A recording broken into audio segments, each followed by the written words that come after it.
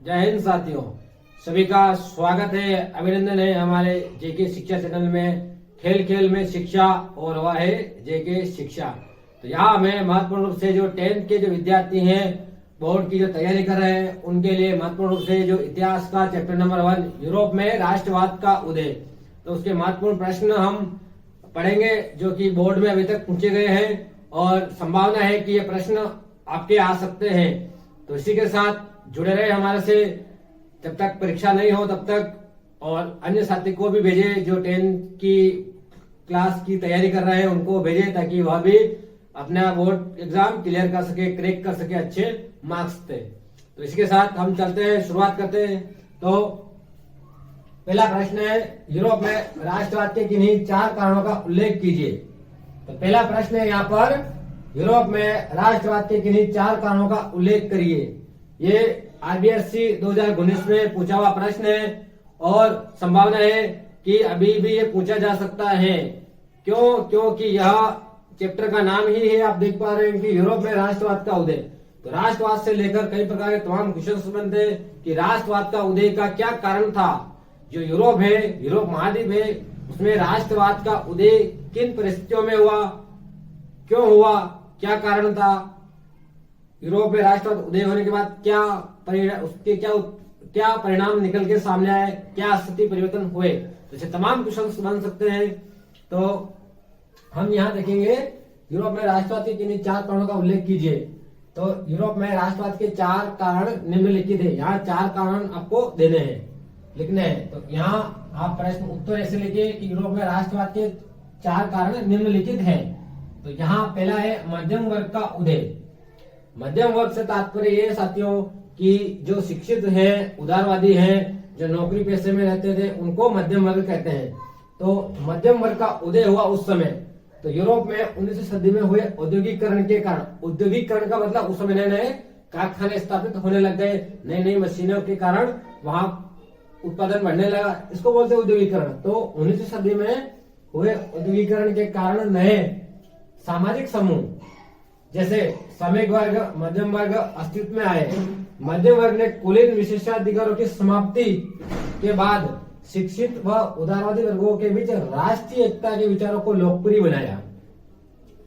यानी कि साथियों, कहने का मतलब ये है कि यहाँ पर जो मध्यम वर्ग का उदय हुआ 19वीं सदी में यूरोप में मध्यम वर्ग का उदय हुआ, तो उस समय जो है वह वहां पर औद्योगिकरण होने लगा। तो वहां पर जो लोग शिक्षित होने लगे, तो उसके बाद में जो शिक्षित वर्ग और जो उदारवादी जो लोग थे, उनके बीच राष्ट्रीय एकता का संचार किया, राष्ट्रीय एकता बनी, उत्पन्न हुई, जिसके कारण उनके अंदर राष्ट्र के प्रति जो है, राष्ट्र को हम कह सकते हैं कि राष्ट्र को एक स्वतंत्र रूप से पाने की होड़ मची। तो यहाँ पर यही बात की हुई कि मध्यम वर्ग का उदय हुआ। तो यूरोप में 19वीं सदी में हुए औद्योगिकरण के कारण नए सामाजिक समूह, श्रमिक वर्ग, मध्यम वर्ग अस्तित्व में आए। इन मध्यम वर्ग ने कुलीन विशेषाधिकारों, यानी कि जो कुलीन व्यक्ति होते थे, जिनको विशेष अधिकार प्राप्त होते थे, जैसे पादरी वर्ग के और उच्च उद्योगपति होते थे, उनको विशेष अधिकार मिले हुए थे। तो उन अधिकार को खत्म करने के बाद उदारवादी वर्गों के बीच, शिक्षित और उदारवादी वर्गों के बीच राष्ट्रीय एकता के विचारों को लोकप्रिय बनाया। इससे लोगों में क्या हुआ, राष्ट्र के प्रति चेतना जागृत हुई। दूसरा देखते हैं अपन, उदारवादी विचारों का उदय।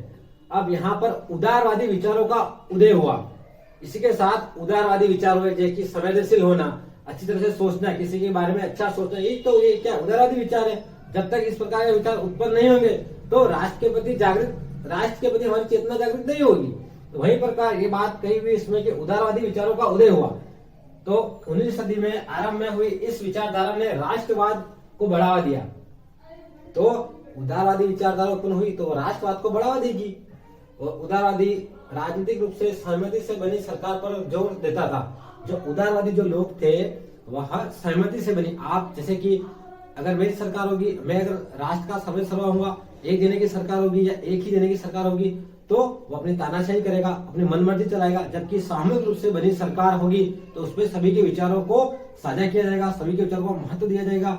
तो इस प्रकार की जो उदारवादी जो लोग थे वह सहमति से बनी सरकार पर विश्वास करते थे। जबकि उस समय जो यूरोप के अंदर जो सरकारें थी वह रूढ़िवादी सरकारें थी, राजतंत्रशाही सरकार थी, सिर्फ राजा उसका सर्वे होता था, उसके बाद उसकी दर पीढ़ी उस देश में राज्य करती थी। तो इस प्रकार की जो विचारधारा से जो प्रेरित थे रूढ़िवादी लोग जो थे वह अपने शासन मनमार्जी से चलाते थे, तानाशाही से चलाते थे, जबकि उदारवादी जो लोग थे वह सहमति से बने सरकार पर क्या करते थे, बनी सरकार पर जोर देता था। नए मध्यम वर्गों के लिए इसका अर्थ था, अब नए जो मध्यम वर्ग ऊपर का सामने है उनके लिए उनका अर्थ था कि व्यक्ति के लिए आजादी, सभी व्यक्ति को आजादी चाहिए एवं कानूनों के समक्ष सबकी बराबरी। जो कानून बना है सबके लिए बराबर होगा, चाहे अमीर हो, बड़ा हो, गरीब हो, राजा हो, कोई भी हो, उसके लिए कानून क्या होगा, बराबर होगा। ऐसा नहीं कि जैसे राजा के लिए कानून अलग बना हुआ जबकि आम जनता के लिए कानून अलग बना हुआ था, ऐसा नहीं होता था। कौन सी सरकार में, सहमति से बनी सरकार में इस कानून सबके लिए एक होता था। आज भी जब संविधान बना है तो उसके लिए कानून सबके लिए बराबर है, चाहे राष्ट्रपति हो या एक आम आदमी नागरिक, हम सबके लिए कानून क्या है, बराबर है। तो यहाँ पर व्यक्ति के लिए आजादी और कानून के समक्ष सबकी बराबरी उदारवादी विचारों का एक लक्ष्य था। तो यही कारण था कि जो है वह यूरोप में राष्ट्रवाद का उदय हुआ। इसी के साथ तीसरा पॉइंट देखते हैं, यूनान का स्वतंत्रता संग्राम। जो यूनान था साथियों, यहाँ पर देखिए यूनान को 1832 में हुई कुस्तुतुनिया की संधि ने एक राष्ट्र के रूप में मान्यता प्रदान की। उस समय जो कुस्तुतुनिया की संधि हुई यूरोप के अंदर, तो यूरोप को क्या किया, यूरोप को एक राष्ट्र का दर्जा दे दिया गया था। तो अब पड़ोसी में एक नया राष्ट्र उभर कर सामने आ गया, तो इससे लोग प्रेरित होंगे, बिल्कुल होंगे। इसी कारण यहाँ पर इसी के साथ यूरोप के अन्य देश भी एकीकरण के लिए प्रेरित हुए कि इसी के कारण जो है यूरोप के अन्य जो देश थे वो भी एकीकरण के लिए क्या हुए, प्रेरित हुए। एकीकरण मतलब राष्ट्र का एकीकरण करना। तो यहाँ पर चौथा पॉइंट देखे थे, जन विद्रोह।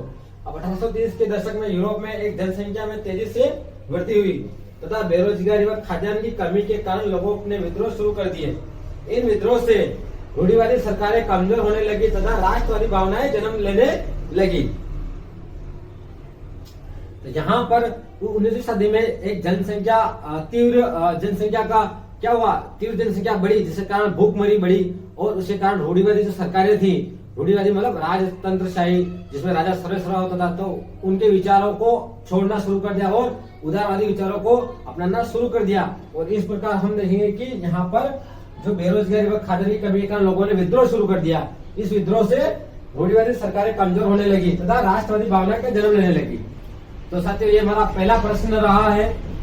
तो साथियों ये हमारा पहला प्रश्न था जिसमें प्रमुख रूप से आपको 4 पॉइंट लिखने हैं, मध्यम वर्ग का उदय, उदारवादी विचारधारा का उदय, यूनान का स्वतंत्रता संग्राम और जन विद्रोह। इन चारों मुख्य पॉइंट के बारे में आप इस प्रकार से जो है वह तथ्यात्मक रूप से लिख सकते हैं। और ये जो प्रश्न है वह 2 या 3 या 4 नंबर का भी हो सकता है, जो कि सभी आरबीएसई बोर्ड 2019 में पूछा हुआ है। तो हम नेक्स्ट प्रश्न की चर्चा कर लेते हैं साथियों। अगर प्रश्न अच्छा लगा हो तो प्लीज कमेंट करें, शेयर करें और अधिक से अधिक शेयर जरूर करें और सब्सक्राइब करवाएं। 5 या 6 साथियों आप करवा ही सकते हो, तो प्लीज चैनल को सब्सक्राइब जरूर करिए ताकि आपका आत्मविश्वास बढ़े।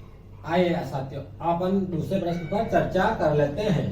यहाँ देखिए दूसरा प्रश्न है, वीना सम्मेलन के प्रमुख प्रस्ताव क्या थे, संक्षिप्त विवरण दीजिए। 2017 में पूछा हुआ ये प्रश्न है कि जो वीना सम्मेलन था 1815 में यूरोप में एक वीना सम्मेलन का जो प्रस्ताव पारित किया गया था वह क्या था, उसको संक्षेप में आपको आंसर लिखना है उसका। या ऐसी क्वेश्चन को ऐसे पूछ सकते हैं कि सन 1815 ईस्वी में वीना संधि, वीना सम्मेलन कह दो या वीना संधि द्वारा लाए गए 2 महत्वपूर्ण परिवर्तनों को संक्षेप में बताइए। 2023 में पूछा हुआ ये प्रश्न है हाल ही में। यानी कि साथियों जब यूरोप के अंतर्गत नेपोलियन बोनापार्ट जो कि महत्वपूर्ण रूप से फ्रांस था उसका राजा था, तो उसने कई तमाम युद्ध लड़े थे और युद्ध लड़के कई प्रकार के क्षेत्रों को जीतकर उसने अपने फ्रांस में सम्मिलित कर लिया था। जब फ्रांस के इन क्षेत्रों को जब जो महत्वपूर्ण रूप से जो नेपोलियन बोनापार्ट था वह जब युद्ध को हार गया था, तो उसके बाद में यहाँ पर वापस एक वीना सम्मेलन आयोजित होता है। यूरोप की जो शक्तियां होती है वह एक प्रकार से वीना नामक स्थान पर एक वीना सम्मेलन आयोजित करती है, जिसके अंतर्गत नेपोलियन बोनापार्ट द्वारा जीते गए क्षेत्रों को वह वापस उसी स्थान में ला खड़ा कर देती, जिस स्थान में पूर्व की जो स्थिति थी उसी स्थान में वापस ला देती है। कहने का तात्पर्य है कि आप इस प्रश्न में वही चीज पढ़ोगे। तो आइए हम समझते हैं इसको। प्रश्न उम्मीद करता हूँ कि प्रश्न आपको समझ में आ गया। प्रश्न कैसे भी पूछ सकते हैं। सिर्फ वीना नाम आपको याद रखना कि वीना सम्मेलन क्या था, या वीना संधि क्या थी, या वीना जो शांति सम्मेलन पे प्रस्ताव पर टिप्पणी लिखी है, कुछ भी प्रश्न आ सकता है। लेकिन आप एक पॉइंट याद रखिए, सिर्फ वीना सम्मेलन जो कि 1815 में हुआ था। यहाँ पर देखिए उत्तर इसका कैसे लगेंगे आप कि नेपोलियन की पराजय के पश्चात, ठीक है, यूरोपीय शक्तियों ने, अब यूरोपीय शक्तियां कौन कौन सी, जैसे ब्रिटेन, फ्रांस और जर्मनी, ये तो यूरोपीय शक्तियों ने वीना संधि की। इस संधि के प्रमुख उद्देश्य क्या थे, तो नेपोलियन द्वारा लड़े गए युद्ध के कारण आए परिवर्तनों को समाप्त करना तथा यूरोप में एक नई रूढ़िवादी व्यवस्था स्थापित करना। यानी कि साथियों जो नेपोलियन बोनापार्ट ने जो युद्ध लड़े थे और उन युद्धों में जो उन्हें क्षेत्र जीते थे, तो उन क्षेत्रों को वापस फ्री करना। यहाँ देखिए आप कि रूढ़िवादी व्यवस्था स्थापित करना, यानी कि जो लोकतांत्रिक व्यवस्था जो नेपोलियन बोनापार्ट ने स्थापित करी थी, कुछ जो लोकतांत्रिक व्यवस्था स्थापित करी थी उसने, तो उस जो लोकतांत्रिक व्यवस्था थी उसको वापस जो राजा थे मिलकर, यूरोपीय जो शक्तियां थी वह वापस चाहती थी कि रूढ़िवादी व्यवस्था वापस लागू की जाए। तो यहाँ पर वापस रूढ़िवादी व्यवस्था स्थापित करना था। तो वीना सम्मेलन 1815 के प्रमुख प्रस्ताव या वीना संधि की प्रमुख विशेषताएं या दो महत्वपूर्ण परिवर्तन निम्न थे। तो उद्देश्य तो यह था कि नेपोलियन बोनापार्ट द्वारा युद्ध में जीते गए परिवर्तन जो हुए थे उसको वापस जो है उन परिवर्तनों को वापस समाप्त करना और वापस रूढ़िवादी व्यवस्था को लागू करना। जबकि अब हम देखते हैं कि इसके दो महत्वपूर्ण विशेषता या हम पढ़ेंगे। देखिए 4 विशेषता हम प्रमुख रूप से पढ़ेंगे, तो अगर आपको 2 आए तो 2 लिखना, और अगर महत्वपूर्ण रूप से अगर निबंधात्मक प्रश्न के रूप में इसको पूछा जाए तो आप इस प्रकार 4 पॉइंट बना के लिख सकते हो। तो यहाँ पर देखिए फ्रांसीसी क्रांति के दौरान हटाए गए बुर्बो राजवंश को वापस सत्ता में बहाल किया गया तथा फ्रांस को नेपोलियन से हुए युद्धों के कारण प्राप्त विभिन्न क्षेत्रों को लौटाना पड़ा। अब देखिए क्या हुआ था कि जो फ्रांस की जो क्रांति हुई थी 1789 में, तो उसमें जो प्रमुख रूप से बुर्बो राजवंश का शासन था पहले, तो उस बुर्बो राजवंश को हटा दिया गया था और उसको हटाने के बाद में उसको वापस बहाल किया गया।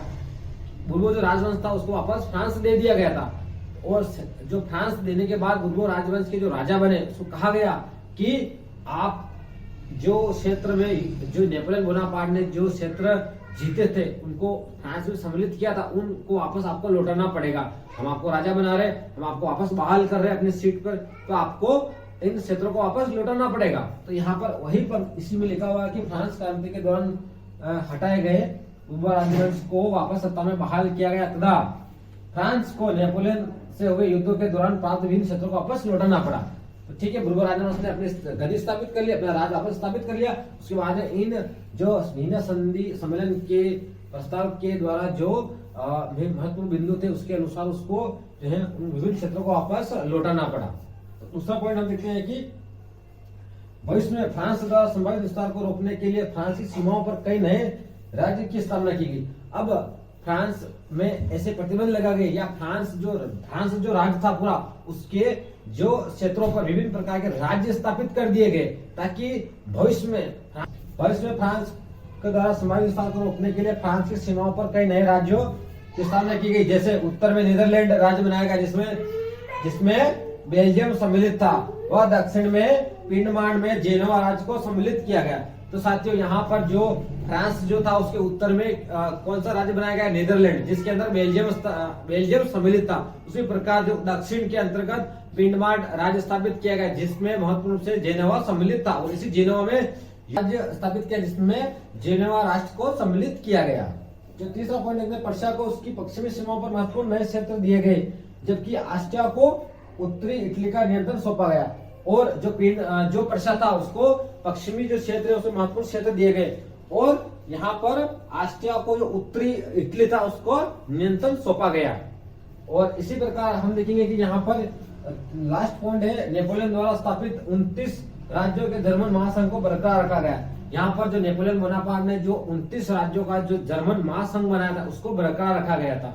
तो यह महत्वपूर्ण बिंदु है, वह इन बिंदुओं को जो वीना सम्मेलन या वीना प्रस्ताव में लाया गया और इन पे एक प्रकार से संधि की गई।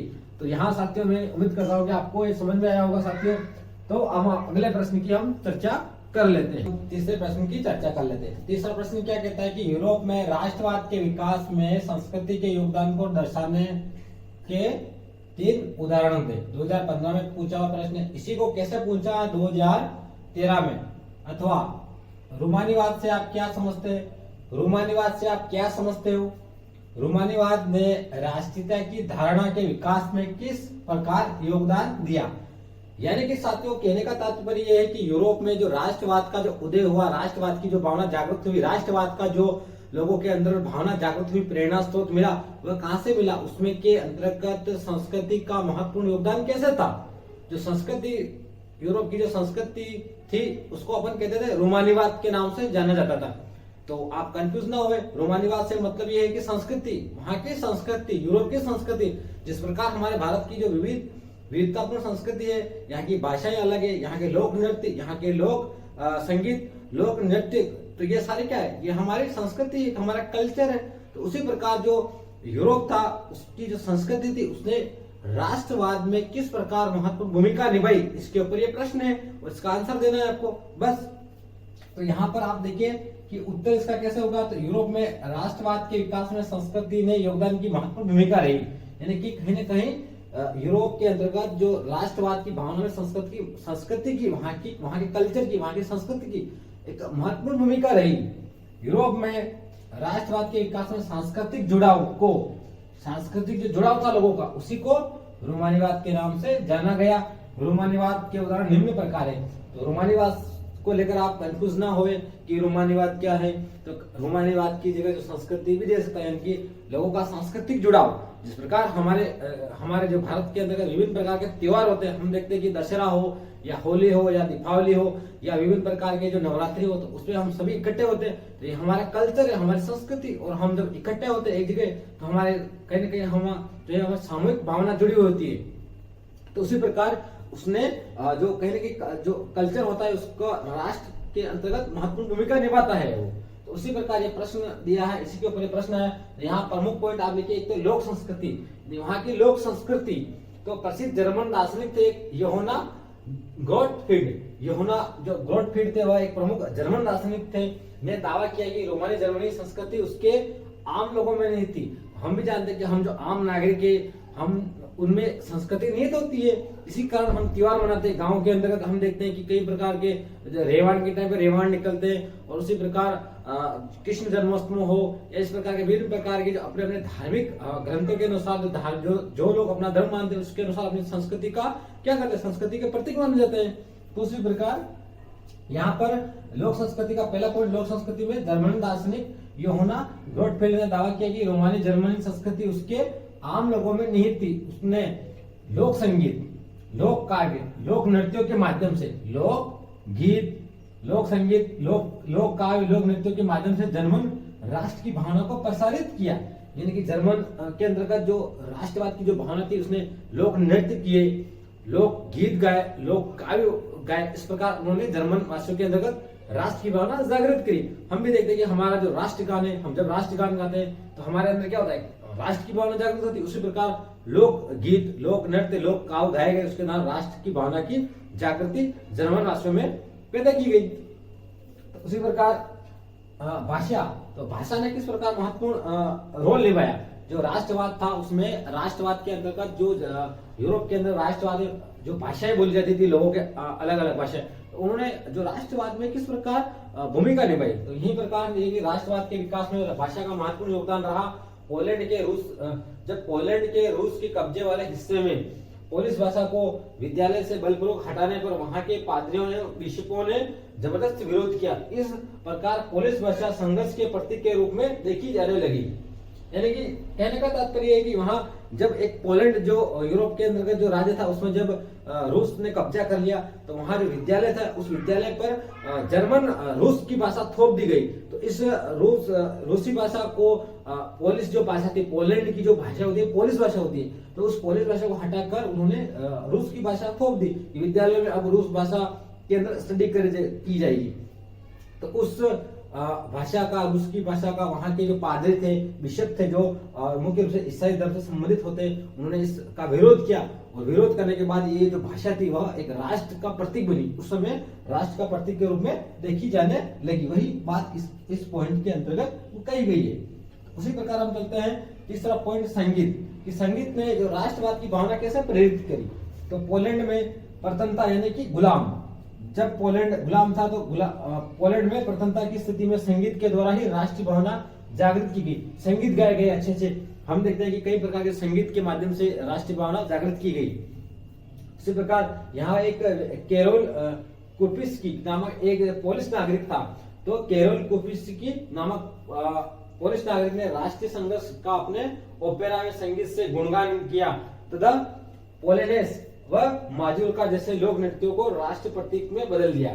तो यहाँ कौन कौन से जो राष्ट्रीय नृत्यों को राष्ट्रीय प्रतीक में बदला गया था, पोलेनेस और माजुरका नामक राष्ट्रीय प्रतीक के रूप में बदल गया इन नृत्यों को।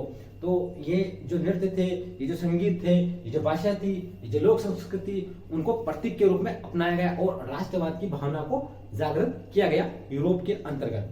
साथियों, मैं उम्मीद करता हूँ कि आपको ये तीसरा प्रश्न जो है वह एक सहज रूप से समझ में आया होगा। साथियों, समझ में आ रहा तो प्लीज चैनल को अधिक से अधिक सब्सक्राइब करें, शेयर करें, कमेंट करें।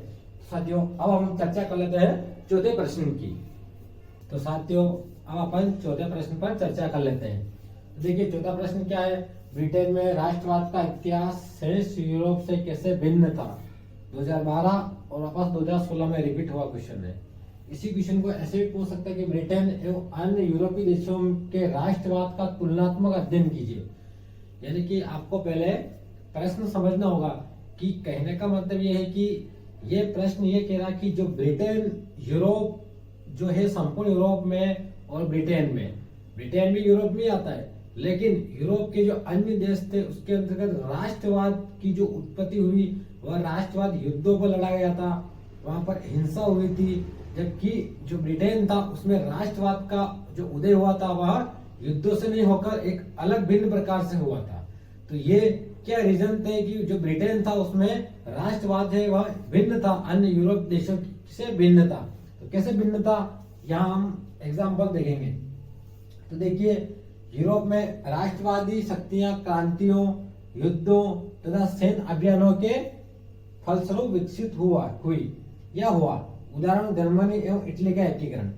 तो हमने देखा कि जो इटली है और जर्मनी है, इटली का एकीकरण कह दो या जर्मनी का एकीकरण कह दो, उसमें राष्ट्रवाद की उत्पत्ति कैसे हुई, वहां पर क्रांतियां हुई। क्रांतियां होने के बाद वहां पर युद्ध लड़े गए और अभियान, कई आंदोलन हुए।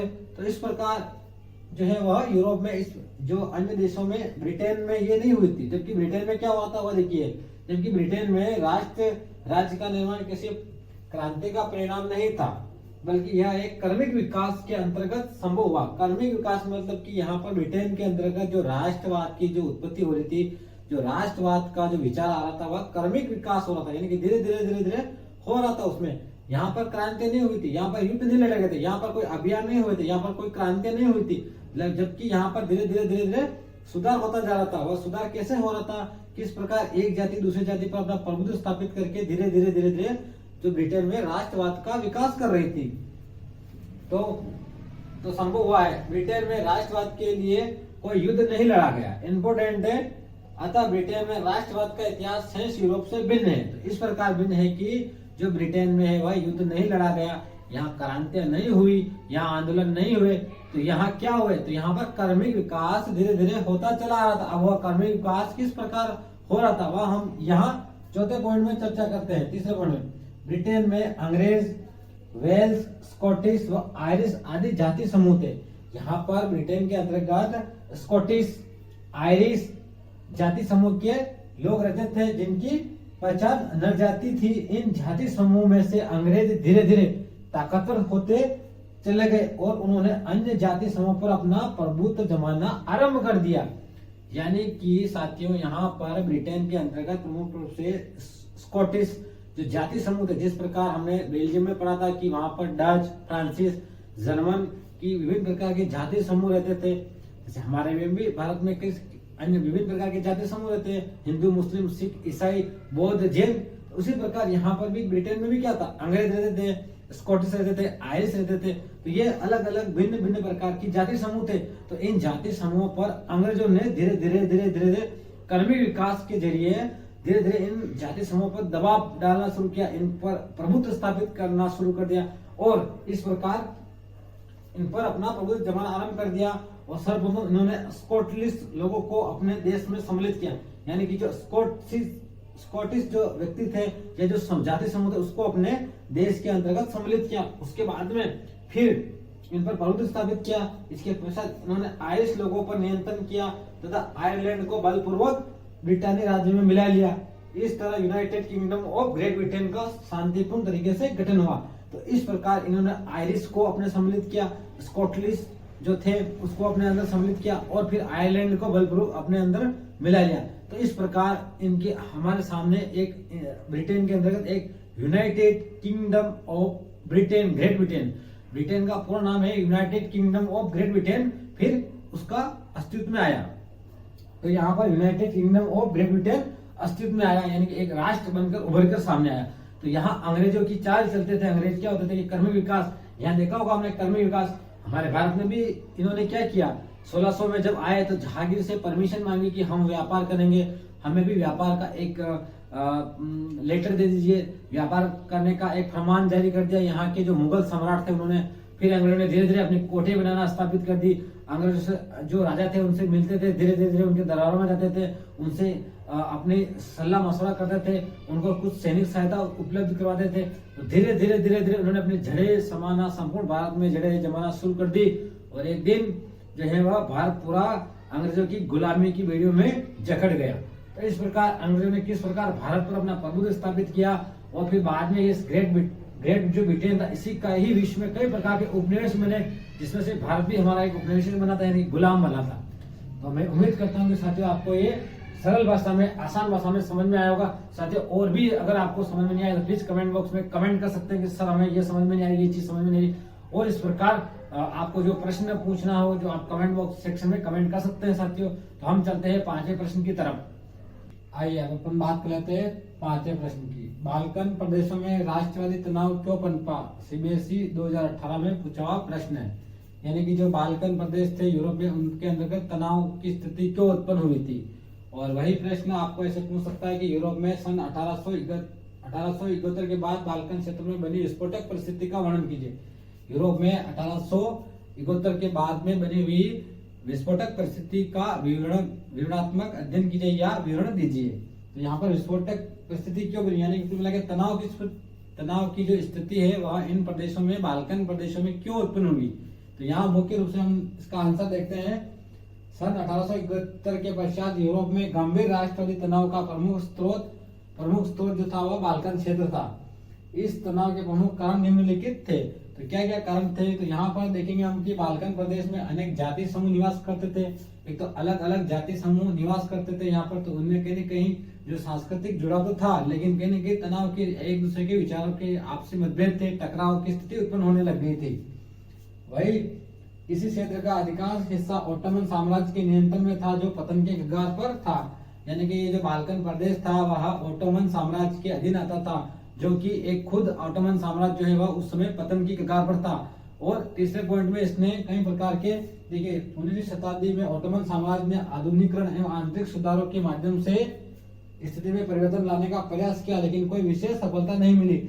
इस बिगड़ते हुए जो बाल्कन प्रदेशों में तनाव की स्थिति को लेकर ओटोमन साम्राज्य ने जो वह स्थिति को नियंत्रण करने का तो प्रयास किया, लेकिन उसने कई आधुनिकीकरण किए, लेकिन आखिरकार खुद पतन की ओर था, तो वह उन बाल्कन प्रदेशों में तनाव की स्थिति को दूर नहीं कर पाया और इसी प्रकार जो है तनाव बढ़ता गया। अब जैसे जैसे यहाँ स्लाव राष्ट्रीय समूहों में, मतलब कि जो स्लाव, यहाँ जो जाति समूह हमने पढ़ा कि यहाँ अधिकांश जाति समूह निवास थे। जो स्लाव जाति थी तो उन्होंने जो स्लाव जाति, जैसे जैसे स्लाव राष्ट्रीय समूह में अपनी पहचान तथा स्वतंत्रता का विकास हुआ, वैसे वैसे बाल्कन प्रदेशों में तनाव बढ़ता चला गया। यानी जो स्लाव जाति थी तो धीरे धीरे उन्होंने अपना वर्चस्व बढ़ाना शुरू किया और धीरे धीरे उन्होंने स्वतंत्रता की ओर बढ़ने लगी, तो वहां पर तनाव की स्थिति एकदम उत्पन्न होने लगी। और बाल्कन क्षेत्र में बड़ी शक्तियां के मध्य अधिक से अधिक क्षेत्र हथियारों की प्रतिस्पर्धा होने लगी। यानी कि उस समय जो बड़ी शक्तियां थी, जैसे ब्रिटेन, फ्रांस, रूस, जर्मनी, ये तो बड़ी शक्तियां थी, तो आपस में जो बाल्कन प्रदेशों में, क्योंकि ओटोमन साम्राज्य का एक अंग था और एक पतन की कगार पर था, तो कई क्षेत्र अलग अलग हो गए थे, तो उस पर प्रतिस्पर्धा ने उन पर अधिकार और अपना प्रभुत्व स्थापित करने के लिए होड़ाहोड़ मचने लग गई। तो ये 5वां पॉइंट ये है कि बाल्कन क्षेत्र में बड़ी शक्तियों के मध्य अधिक से अधिक क्षेत्र हथियाने की प्रतिस्पर्धा होने लगी। इस समय यूरोपीय शक्तियों के बीच व्यापार और उपनिवेशों के साथ साथ नौसैनिक और सैन्य ताकतों के लिए गहरी प्रतिस्पर्धा थी। यानी कि उस समय जो विभिन्न प्रकार के माध्यम जो व्यापार किए थे वह नौसैनिक या जो है वह सैन्य ताकतों के बीच में अधिक से अधिक प्रयास होने लगे। तो ये ताकतें बढ़ने लगी और इसी प्रकार रूस, जर्मनी, इंग्लैंड, ऑस्ट्रिया हंगरी आदि बाल्कन क्षेत्रों, इसी प्रकार यहाँ पर रूस, जर्मनी, इंग्लैंड, ऑस्ट्रिया हंगरी ये सारे के सारे बाल्कन क्षेत्रों अपना प्रभुत्व स्थापित करने का प्रयास करने लगे, जिसके परिणाम स्वरूप इस क्षेत्र में कई युद्ध एवं अंत में प्रथम विश्व युद्ध जैसे परिणाम का सामना करना पड़ा। यहाँ पर रूस, जर्मनी, हंगरी और ऑस्ट्रिया ये सभी अपना अपना प्रभुत्व स्थापित करने के लिए होड़ बैठने लगी, प्रतिस्पर्धा होने लगी कि हम बाल्कन क्षेत्रों पर राज करेंगे, हम करेंगे। तो इस प्रकार जो ये वहां पर तनाव की स्थिति उत्पन्न होने लगी और अंततः परिणाम ये हुआ कि हमारे सामने हम देखेंगे कि जो प्रथम विश्व युद्ध उभर कर सामने आया। इस प्रकार इसका परिणाम ये रहा कि यहाँ पर जो है प्रथम विश्व युद्ध जैसी स्थिति उत्पन्न होने लगी। तो यही था बाल्कन क्षेत्रों में किस प्रकार तनाव स्थिति की उत्पन्न हुई। तो आप इस प्रकार के पॉइंट बना के जो है सरल भाषा में लिख सकते हैं और इसका उत्तर दे सकते हैं। तो हम चलते हैं चलो अगले प्रश्न की तरफ। आइए अब अपन बात कर लेते हैं छठे प्रश्न की। छठा प्रश्न क्या है? जर्मन एकीकरण की प्रक्रिया का वर्णन कीजिए। सीबीएसई 2015-2016 में रिपीट हुआ प्रश्न है। यानी कि जो जर्मनी का जो एकीकरण कैसे हुआ था उसको आपको इसमें आंसर लिखना है कि जर्मनी का एकीकरण किस प्रकार हुआ था। तो वहां आपको संक्षिप्त में इसका उत्तर देना है कि जर्मनी का एकीकरण कैसे हुआ था। तो जर्मनी प्रक्रिया का विवरण निम्नलिखित बिंदुओं के अंतर्गत किया गया था। विभिन्न प्रकार के बिंदुओं के अंतर्गत अपन जर्मनी का एकीकरण समझेंगे। यहाँ पर तो हम देखते हैं कि पहला पॉइंट देखते हैं, जर्मन लोगों में सन 1848 में पहले से ही राष्ट्रवाद की भावना जागृत हो चुकी थी। यानी 1848 से जब सन 1848 था उससे पहले ही जर्मन वासियों में जो है वह राष्ट्रवाद की भावना प्रेरित हो चुकी थी, उनमें जाग चुकी थी। उसके बाद राष्ट्रवाद की संभावना मध्यम वर्ग के लोगों में बहुत अधिक थी। वहां के जो मध्यम वर्ग के जो लोग थे, जैसे कि शिक्षित वर्ग है, जो शिल्पकार है, तो इस प्रकार के जो शिक्षक लोग हैं, जो नौकरी करने वाले हैं, तो विभिन्न प्रकार के जो मध्यम वर्ग के लोग थे उनमें राष्ट्रवाद की भावना सबसे अधिक थी, यानी उनमें अधिक प्रेरित थी। तो मध्यम वर्ग ने सन 1848 में जर्मन महासंघ के विभिन्न क्षेत्रों को जोड़कर एक निर्वाचित संसद द्वारा शासित राष्ट्र बनाने का प्रयास किया। तो यहाँ पर जर्मन के जो मध्यम वर्ग के जो थे उन्होंने 1848 में एक जर्मन महासंघ बनाया और विभिन्न प्रकार के जो अलग अलग जो क्षेत्र से जर्मन उनको जोड़कर एक यहाँ पर निर्वाचित संसद द्वारा राष्ट्र बनाने का प्रयास किया। तो यहाँ जो मध्यम वर्ग के जो लोग थे जर्मन के, उन्होंने एक प्रकार की संसद बनाई और उस संसद में जर्मन महासंघ उसको नाम दिया और विभिन्न प्रकार के निर्वाचित सदस्य थे, उनको अलग अलग क्षेत्रों से उनको एक महासंघ बनाने का प्रयास किया। राष्ट्र निर्माण की इस उदारवादी विचारधारा को राजशाही तथा सेवा ने मिलकर समाप्त कर दिया। तो इनके मध्यम वर्ग के द्वारा जो जर्मन में महासंघ बनाया गया था और महासंघ को वहां की जो राजशाही विचारधारा थी, यानी वहां के जो शासक थे और वहां की जो राजशाही सेवा ने मिलकर इसको समाप्त कर दिया तथा इन ताकतों का पर्सा के बड़े भूस्वामियों ने भी समर्थन किया। और जो पर्सा जो राज था वहां पर पर्सा, वहां के जो बड़े बड़े भूस्वामी होते थे जिनके पास अधिक जमीन थी, उन्होंने भी इस चीज का समर्थन किया और जो जर्मन जो महासंघ बना था, जो निर्वाचित संसद भवन बनी थी उनके द्वारा, उसको समाप्त कर दिया गया था। उसके बाद में देखिए यहाँ पर पर्सा ने राष्ट्रीय एकीकरण के इस आंदोलन का नेतृत्व संभाला तथा इसे एक नई दिशा प्रदान की। उसके बाद में जर्मन महासंघ में जो यहाँ पर पर्सा जो प्रमुख था उसने इस एकीकरण की नेतृत्व की भूमिका निभाई और एक नई दिशा प्रदान की उसको। और उसके बाद में यहाँ का जो एक महत्वपूर्ण यहाँ पर पर्सा का प्रमुख मंत्री ओटोमन बिस्मार्क, इंपोर्टेंट है कि ओटोमन बिस्मार्क को इस प्रक्रिया का जनक कहा जाता है। यानी कि जो जर्मन एकीकरण का प्रमुख रूप से जनक किसे कहा जाता है, तो जो पर्सा का एक मंत्री था ओटोमन बिस्मार्क, उसको जो है वह यहाँ का एकीकरण का जनक कहा जाता है। उसने एकीकरण करने का सबसे पहले प्रयास किया था। तो इससे पर्सा की सेना तथा नौकरशाही की सहायता ली। तो इस प्रकार जो ओटोमन बिस्मार्क जो मंत्री था पर्सा का, उसने पर्सा के जो मंत्री थे, जो नौकरशाही थे, इन सबका सहयोग किया और एक मजबूत संगठन बनाया। और इस प्रकार लगभग 7 वर्षों में उसने ऑस्ट्रिया, डेनमार्क और फ्रांस से 3 युद्धों में पर्सा को विजय प्राप्त हुई। तो इस प्रकार ओटोमन बिस्मार्क ने अपने जो नौकरशाही और राजशाही की सेवा के द्वारा एक संगठन बनाकर मजबूत, फिर इसने ऑस्ट्रिया को जीता उसके बाद में महत्वपूर्ण रूप से ऑस्ट्रिया और यहाँ पर डेनमार्क तथा फ्रांस को में युद्ध किए और उन युद्धों को जीतने में सफल हुआ। इस प्रकार लगभग 7 वर्षों में उसने ऑस्ट्रिया, डेनमार्क तथा फ्रांस से 3 युद्धों में प्रशा को विजय प्राप्त करी और 18 जनवरी 1871 को वर्साई में हुए एक समारोह में प्रशा ने राजा विलियम प्रथम को जर्मनी का सम्राट घोषित किया गया। इस तरह जर्मनी के एकीकरण की प्रक्रिया पूर्ण हुई।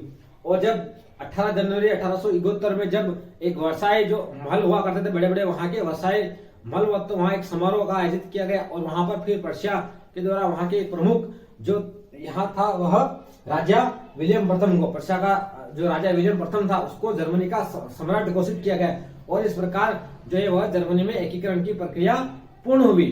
तो मैं उम्मीद करता हूं कि आपको ये कंटेंट समझ में आया होगा, आसान भाषा में, सहज भाषा में साथियों। तो हम अगले 6ठे प्रश्न की से आइए अब अपन 7वें प्रश्न की बात कर लेते हैं। इटली के एकीकरण की प्रक्रिया को समझाइए। आरबीएससी 2023-2015 में पूछा हुआ प्रश्न, यानी कि आपको पहले हमने पढ़ा था कि जो जर्मनी का एकीकरण, तो यही पर अब इटली का एकीकरण, यानी कि आपको ये समझाना है कि इटली का एकीकरण कैसे हुआ था। तो यहाँ महत्वपूर्ण 6 पॉइंट में इसकी बात करेंगे। तो देखिए, सबसे पहले इटली अनेक वंशानुगत राज्यों एवं बहुराष्ट्रीय हैब्सबर्ग साम्राज्य में बिखरा हुआ था। आपको पहले ये देखना है कि ये जो संपूर्ण जो इटली था वह इटली सबसे पहले हैब्सबर्ग नाम का जो साम्राज्य था उसमें अनेक वंशों के राजा शासन करते थे, तो उसमें एक प्रकार से बिखरा हुआ था हैब्सबर्ग साम्राज्य में, पहली बात ये। उसके बाद 19वीं शताब्दी के अंतर्गत यह के मध्य में इटली 7 राज्यों में विभाजित था, यानी कि इटली के 19वीं शताब्दी की अगर बात करें तो अपन 7 राज्य थे इटली के। उसके बाद में इसमें से केवल एक राज्य सार्डिनिया पीडमान में एक इताली राजघराने का शासन था। सार्डिनिया पीडमान जो राज्य था उसमें इताली राजघराने का शासन था। उत्तरी भाग ऑस्ट्रिया एवं हैब्सबर्ग के नियंत्रण में था, यानी कि इटली का जो उत्तरी एरिया जो था वह एक तो पीडमान और हैब्सबर्ग साम्राज्य के नियंत्रण में था, जबकि मध्य जो भाग है पोप के राज्य के अधीन था और दक्षिण वाला हिस्सा जो वह है स्पेन के बुर्बो राजवंश के अधीन था। तो यहाँ पर पीडमान में एक इताली राजघराने का शासन था। उत्तरी भाग ऑस्ट्रिया एवं हैब्सबर्ग के नियंत्रण में था। उत्तरी भाग ऑस्ट्रिया और हैब्सबर्ग के नियंत्रण में था।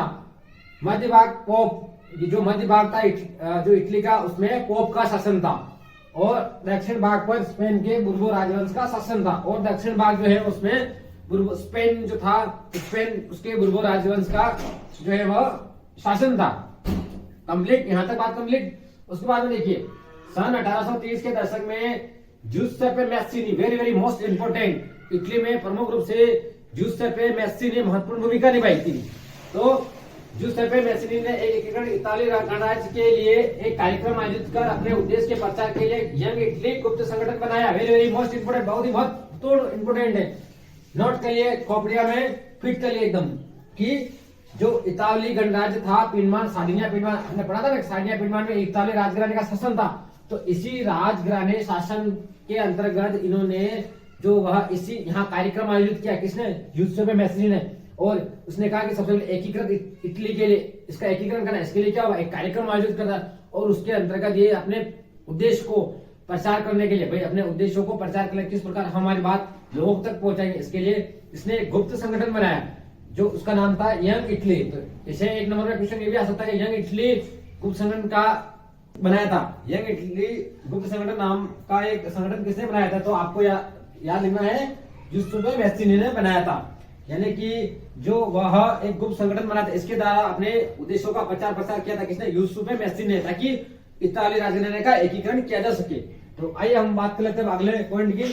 सन 1848 में, सन 1831 से 1848 में क्रांतिकारी विद्रोह की असफलताओं के पश्चात बहुत सारे ने 1831 से 1848 के मन में क्रांतिकारी विद्रोह हुए।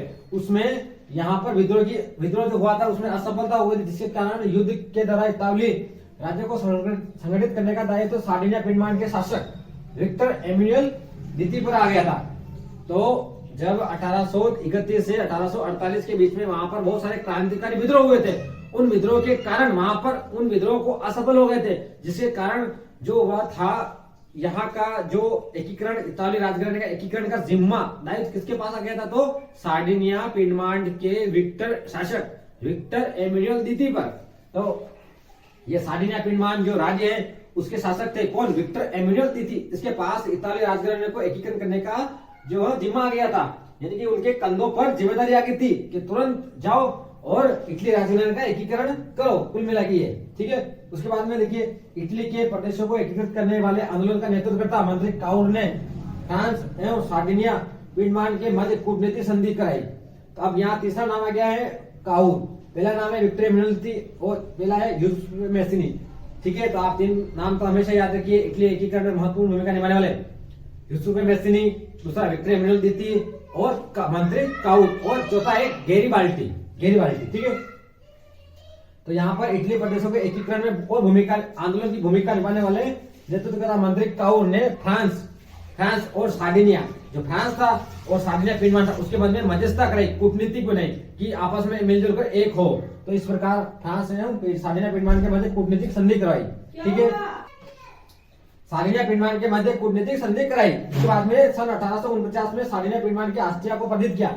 इस प्रकार कूटनीति करने के बाद एकीकरण हो गया था फ्रांस और सार्डिनिया पिंडमान का। उसके बाद में जो 1849 में वहां पर आस्ट्रिया पर युद्ध करवाया है ना, पिंडमान ने आस्ट्रिया को पराजित किया।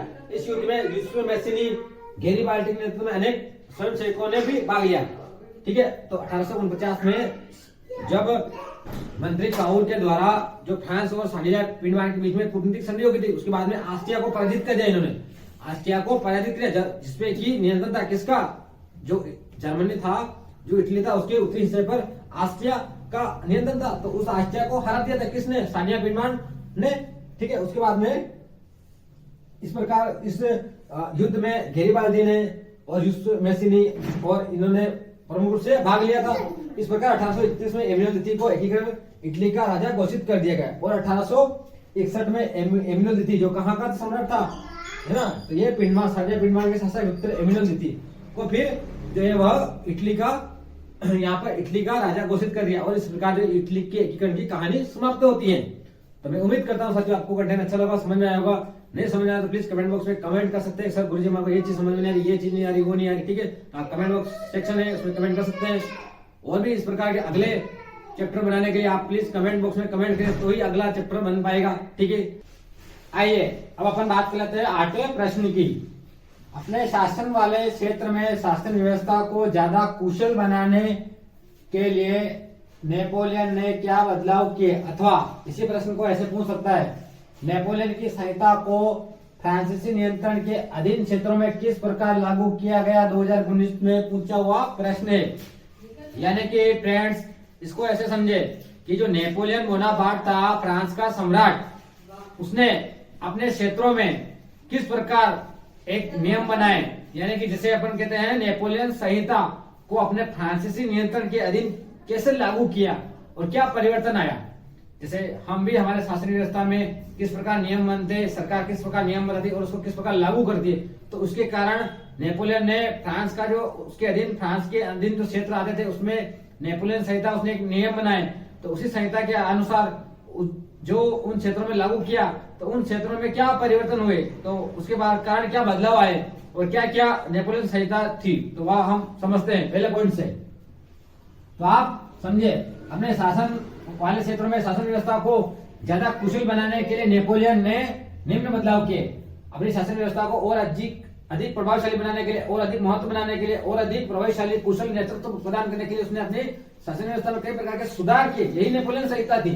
तो यहाँ पर पहला है, अपन देखते हैं नेपोलियन ने प्रशासनिक तंत्र में क्रांतिकारी सिद्धांतों का समावेश कर उसे अधिक तर्कसंगत और प्रभावी बनाया। यानी कि जो नेपोलियन की जो प्रशासनिक व्यवस्था थी, एक शासन होता है, फिर प्रशासनिक तंत्र होता है जो कि सारे कार्य रेगुलेट करता है, तो उस प्रशासनिक तंत्र को और अधिक सरल बनाने के लिए उसने क्या किया, तो जो क्रांतिकारी थे फ्रांस में उनके जो विचार थे उन विचारों को समावेश किया, ताकि क्रांतिकारी जो थे क्रांतिकारी ना करे और वो क्रांतिकारी गतिविधियों में जो उनके विचार थे उन प्रमुख विचारों को समावेश किया गया, ताकि जो प्रशासनिक व्यवस्था है, प्रशासनिक तंत्र है और अधिक तर्कसंगत बन सके और अधिक प्रभावशाली बन सके, अधिक कुशल बन सके।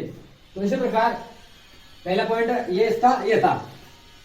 दूसरे पॉइंट में हम बात करते हैं तो उसमें उसने सन 1804 में नागरिक संहिता, जिसे अपन नेपोलियन संहिता या नेपोलियन कोड बनाई, जिसे नेपोलियन ने जन्म पर आधारित विशेषाधिकार समाप्त कर दिए।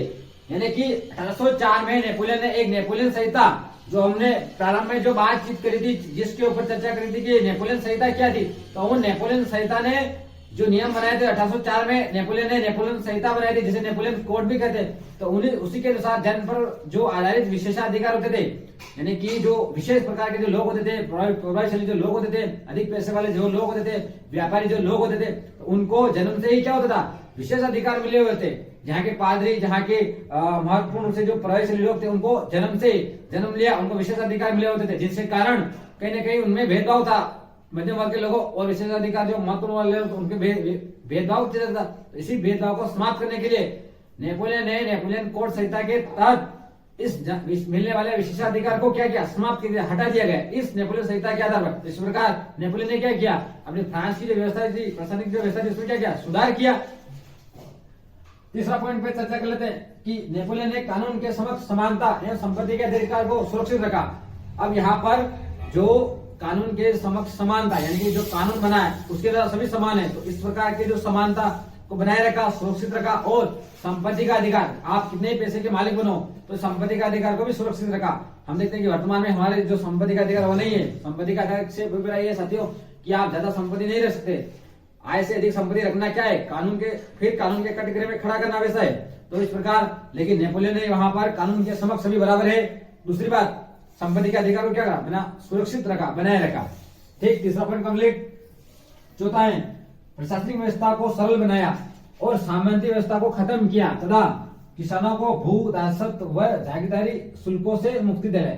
यानी कि जो सामंत व्यवस्था थी, राजा के नीचे जो सामंत बैठे थे, जो कि राजा को आवश्यकता अनुसार सैनिक उपलब्ध कराते थे जब आवश्यकता पड़ती थी। और ये जो सामंत होते थे, राजा के बीच में सामंत होते थे, फिर किसानों से वो क्या करते थे, कर वसूल करते थे। और इस प्रकार जो किसान होते थे उनके भूस्वामी होते थे, भू रासत भूमि का निर्माण थे, उनके जो जागीर सामंत होते थे। तो इस प्रकार जो सामंत व्यवस्था को हटा दिया गया और इस प्रकार किसान जो थे वह ऋण मुक्त बन गए थे, यानी किसानों को भू रासत्व से छुटकारा मिल गया था।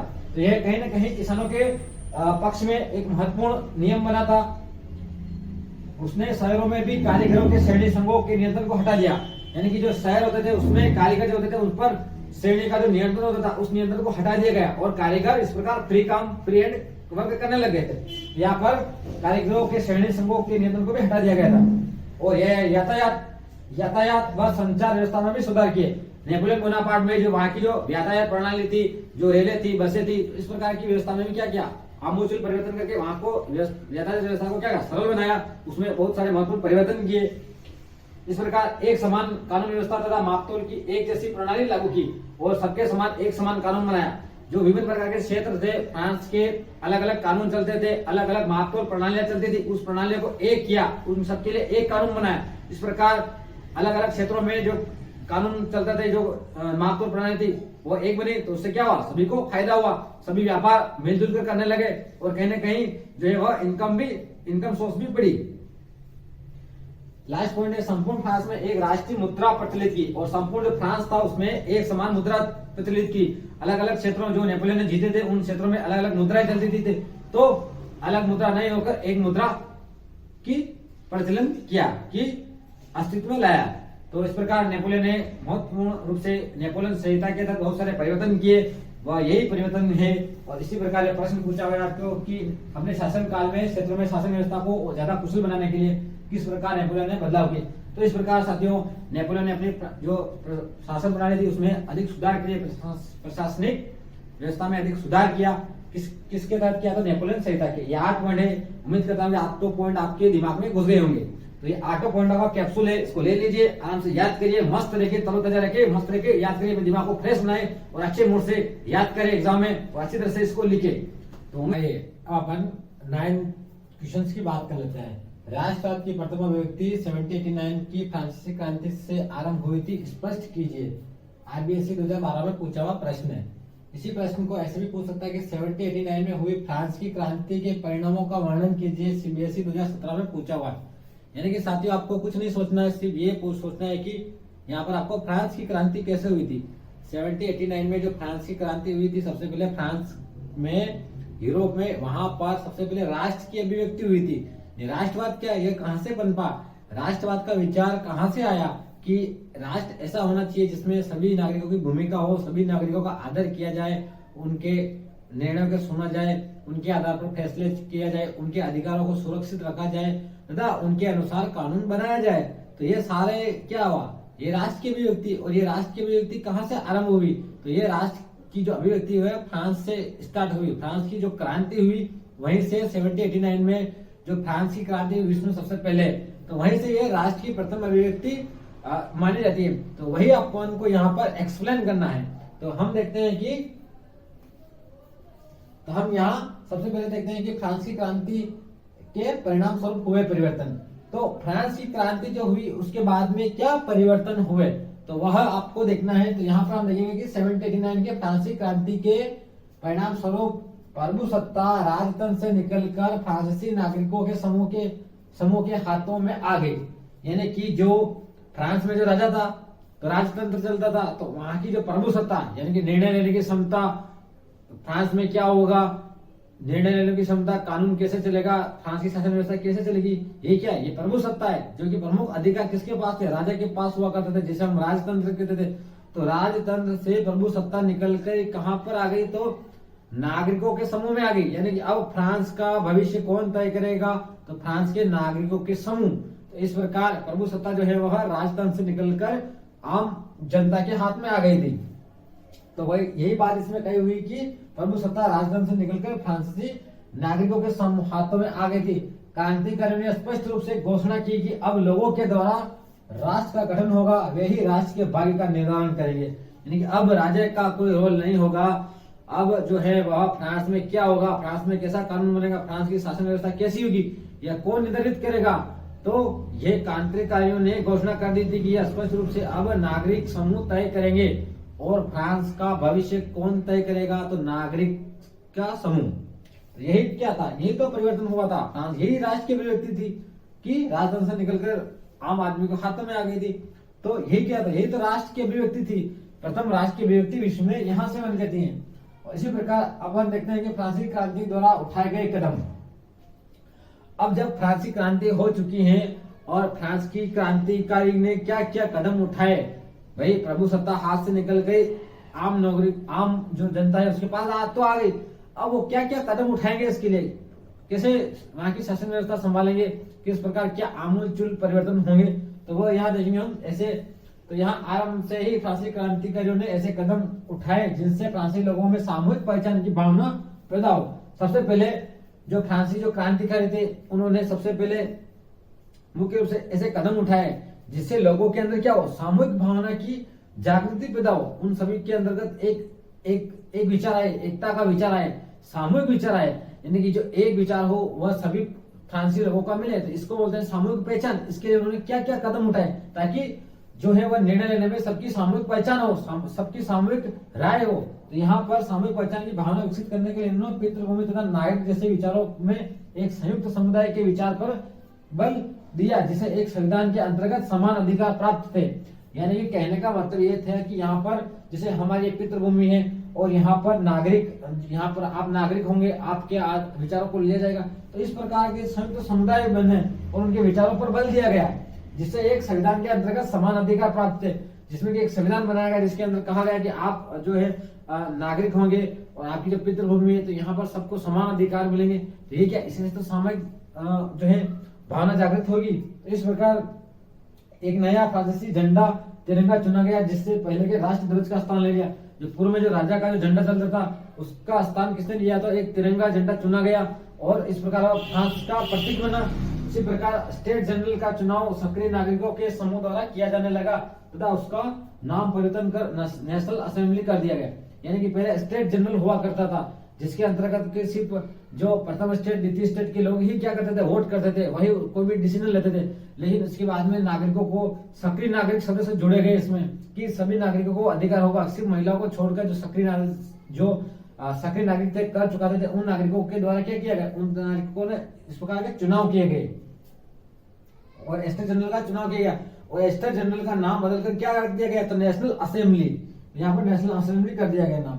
नवीन स्तुतियां रची गई, शपथें ली गई तथा शहीदों का गुणगान किया गया और राष्ट्र के नाम पर तो यहाँ पर नई नई स्थितियां प्रस्तुत की गई, नए नए राष्ट्रगान गाए गए, और इस प्रकार जो है वह जो राष्ट्र के नाम, ये सब किसके लिए किया जाता है? राष्ट्र के नाम पर। ऐसा नहीं कि कोई अपना गीत गा रहा है, राजा का गीत गा रहा है, ऐसा नहीं। राष्ट्र के नाम पर नई नई स्तुतियां रची गई, सप्तें ली गई, और तो यहाँ पर जो है वो गुणगान गाया गया शहीदों का। तो अब हम अगला पॉइंट देख लेते हैं।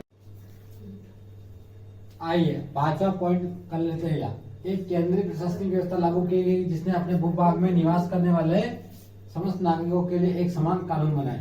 लेकिन फ्रांस की क्रांति के बाद जो है था लोगों ने एक केंद्रीय प्रशासनिक व्यवस्था लागू की जिसके अंतर्गत समान रूप से एक कानून लागू किया गया सभी के लिए। पहले क्या होता था, राज्यों के लिए अलग अलग कानून लागू होते थे, तो यानी एक समान कानून सबके लिए लागू किया गया, चाहे राजा हो, चाहे कोई भी अधिकारी हो, चाहे कोई भी वर्ग के लोग, सबके लिए एक कानून लागू किया गया।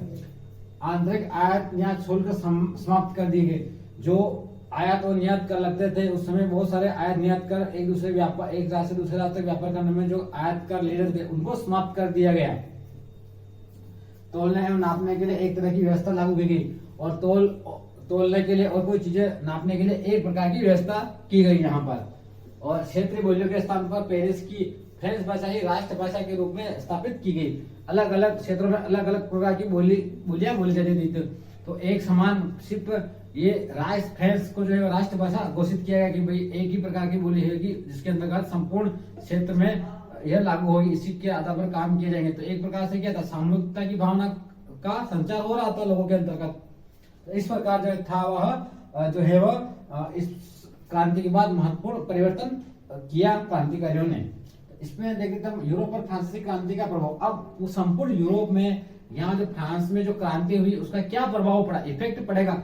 हर चीज का कोई न कोई इफेक्ट पड़ता है। इससे क्या सीख ली, हमारे अन्य देशों में क्या हुआ इसके बाद। तो यहाँ हम देखेंगे कि फ्रांसीसी क्रांति ने राष्ट्रवाद के बीज बो दिए थे, यानी कि फ्रांस की जब क्रांति हुई उसके बाद इसने राष्ट्रवाद के बीज बो दिए थे। इसका तात्पर्य ये है कि अब अलग अलग देशों में भी क्या हुआ, राष्ट्रवाद की भावना जागृत होने लगी। लोग राजतंत्र से पीछे छुड़वा के लोकतंत्र की ओर बढ़ रहे थे। उन लोग भी चाहते थे कि हमारे देश में भी क्या हो, राष्ट्रवाद का उदय हो।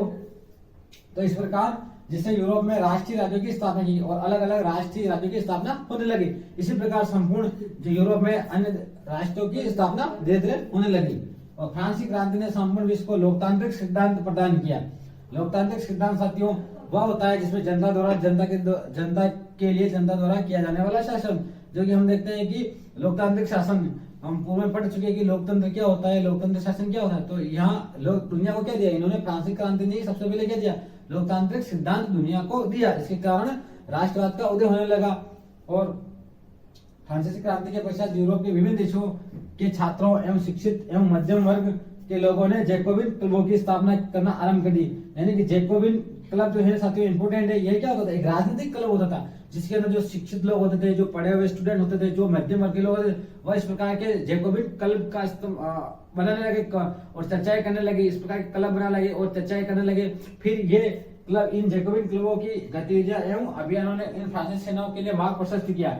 और जो बड़े बड़े जैकोबिन क्लब बन गए थे उन्होंने फिर फ्रांसीसी सेना का क्या किया, एक मार्ग प्रशस्त किया। और यहाँ पर हॉलैंड, स्विट्जरलैंड एवं इटली के बड़े भूभाग में ये प्रविष्ट हुए। तो इस प्रकार अलग अलग जगहों पर जो राष्ट्रवाद की क्रांति के विचार जो थे यूरोप में जाने लगे। इस प्रकार फ्रांसीसी सेनाएं राष्ट्रवाद के विचार को विदेशों में ले गई। और इस प्रकार जो फ्रांस की जो सेनाएं थी वह अपने राष्ट्रवाद के विचार को अन्य देशों में, विदेशों में ले गई। और फ्रांस ने यूरोप के अन्य लोगों को राष्ट्र के गठन में सहायता की।